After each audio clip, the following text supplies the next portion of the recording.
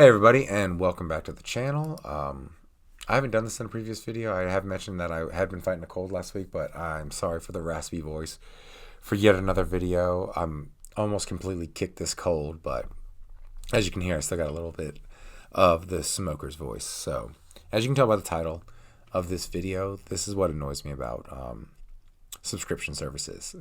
So I'm going to get these a couple quick ones out of the way because I feel these ones are universal and don't require a lot of discussion.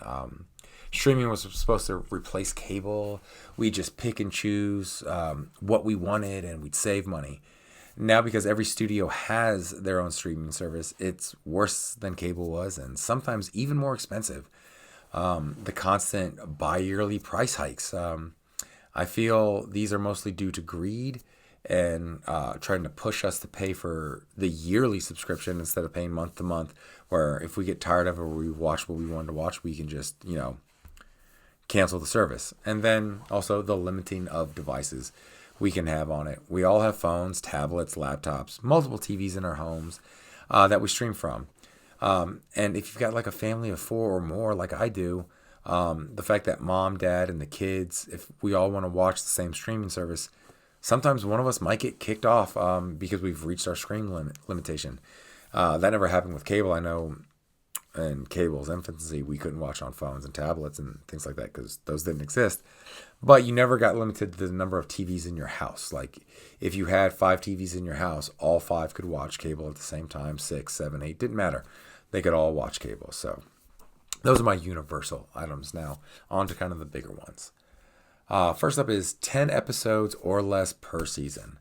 Back in the day on network television, cable TV, we got 23 episodes a season. I mean, even the higher priced on location sci-fi, fantasy, adventure shows, think X-Files, think Star Trek: The Next Generation, or the original Star Trek for that matter, Xena, Hercules, Suits, Psych, all those shows, they got 23 episodes a season.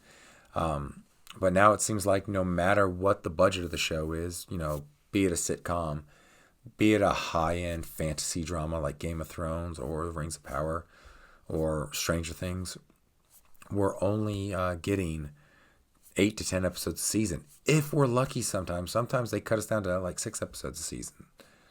And also another thing that kind of really annoys me about streaming is the way they are staggering their shows. Again, in the days of network and cable TV, the new season, and that would be pretty much all the shows a network had, started in September, and it generally ran to like late spring, early summer, sometime around May. And kind of the way I looked at it, when I started school, the new season of TV shows would start. When school got out for the year, that's when the new season would end. But now, streaming services will usually only give us like 1 or 2 new seasons of a show at a time. And I know why they're doing this is to continuously keep us subscribed to the services. And that way, like when one show we liked ends, another picks up. So instead of just having it for 10 weeks and canceling it, we have it for 20 weeks before we cancel it. And at that point, maybe another show's rolling around. So we keep it year round, kind of thing. Like me back in the day before Max, when I only had HBO for Game of Thrones at the time. I didn't really need the movies. Generally speaking, if I liked a movie, I bought it when it came out on Blu-ray. So I get HBO for the season of Game of Thrones. When those 10 episodes were up, I'd pause my subscription to HBO and, bring it back in the fall when Game of Thrones came back. Now, take Apple TV, for example. I'm currently watching 2 shows on it. I might pick that up. It was 3, but Ted Lasso's done now. But I'm watching Severance and Shrinking, and they don't run concurrently, unfortunately. So I restarted my subscription to Apple TV a few months ago to watch Shrinking. And then, of course, as that's coming to a close, they announced season 2 of Severance finally. I'll touch on that in a second. So instead of just like canceling my service after Shrinking was done, I am now on it to watch Severance. Like I said, don't get me wrong, I know why they're doing this. They want us to keep watching, keep the subscription so they can keep money. But, they could have solved this if, we got 23 episodes a season. They could just run them all at the same time and we would, at the very least, we'd keep our subscriptions for 23 weeks or so, just to, keep us buying. And, that kind of brings me into my next point, the long waits between seasons. Again, going back to what I said about cable and network TV, we'd get our 23 episodes a season. They'd run typically September, May, June.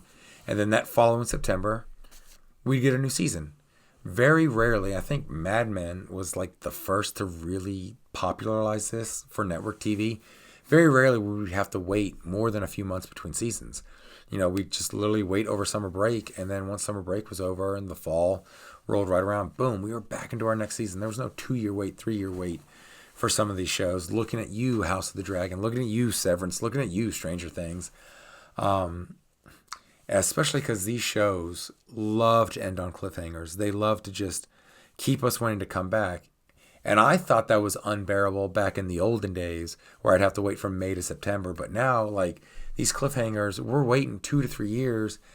And it is kind of sad where some shows I have to go rewatch the previous season or the last few episodes of the season to remember where the hell we're at in the story. Shouldn't have to do that. I should get that cliffhanger in May, watch some reruns over the summer because that's usually what network TV did. And then, boom, I'm ready to go come fall to watch my show and continue the story. These long breaks between seasons are just maddening.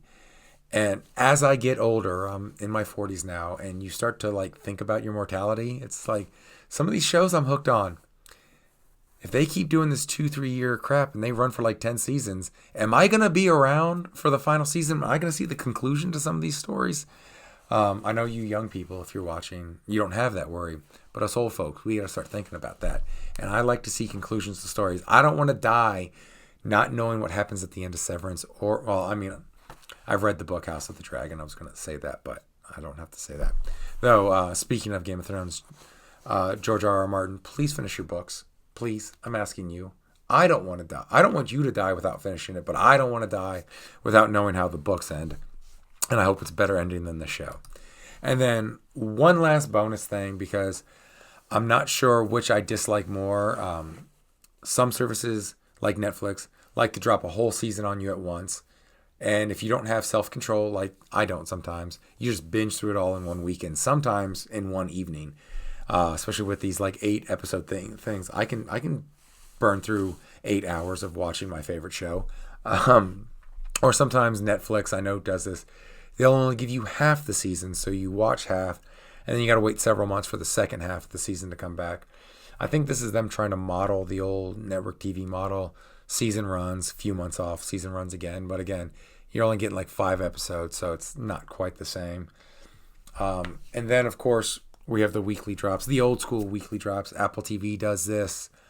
HBO Max does this, probably because they're still doing, HBO on cable, kind of thing like that. So it drags it out, which I'm in between which one I hate more. Because sometimes, with Severance, I really want to see what happens next. So watching an episode and having to wait a week sucks. But then other times I don't mind, when Shrinking was out, because it's more a dramedy and not about cliffhangers and what's going to happen next. You're just going along life with these characters. I'll watch 2 or 3 episodes. That is if I have a backlog, like I did with the first season of Shrinking, because I didn't come onto that until halfway through. I'll watch a couple episodes, take a break. A few days later, watch a couple more episodes. So I'm stuck. If it's like a sitcom style show, I can watch a couple, wait, come back, or I can do the weekly thing. But yeah, these cliffhanger dramas like Severance, like House of the Dragon, I want to know what happens next. I don't like waiting a week. So again, I'm stuck in between on this. So that's the video there. Kind of a short video. I'm trying to do more shorter videos, under 15, 20 minutes long. So let me know what you think in the comments below. Do you agree with some of my gripes about streaming services? Really want to know what you guys like when it comes to dropping a season. Do you like it all at once? Do you like it if they split it up, get half season, a few weeks or months later you get the second half of the season? Or do you like weekly episodes like old school cable and network TV? Let me know in the comments below. Don't forget to like and subscribe. And thanks for watching. I'll catch you in the next video. Bye now.